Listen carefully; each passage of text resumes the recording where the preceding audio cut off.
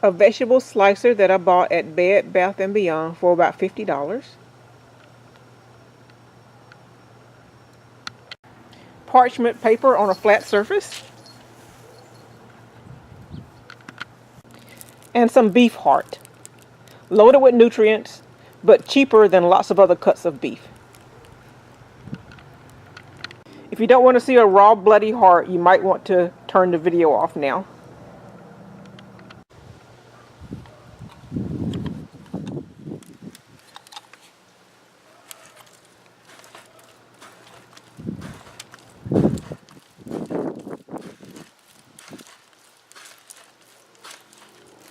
By the way, this is partially defrosted.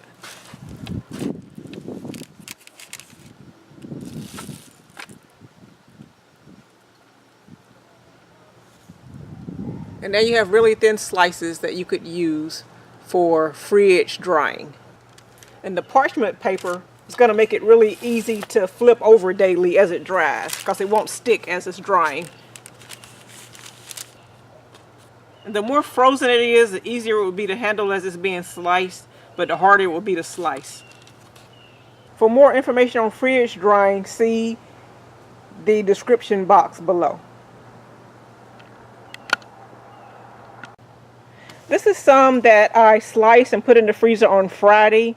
It's good enough now to use as treats, but it's not dry enough to take on the road just yet, because it will melt and get kind of gooey. And it goes faster in the fridge, or it dries faster in the fridge, but I was out of room in the fridge at the moment. The smaller ones here, this is a chicken liver, and the bigger ones here are beef heart. And you can see the crinkles because it's been turned over once. And like I said, the parchment makes it really easy to pull up off the parchment to flip it over because it doesn't stick. Touch. Yes. High five. Yes.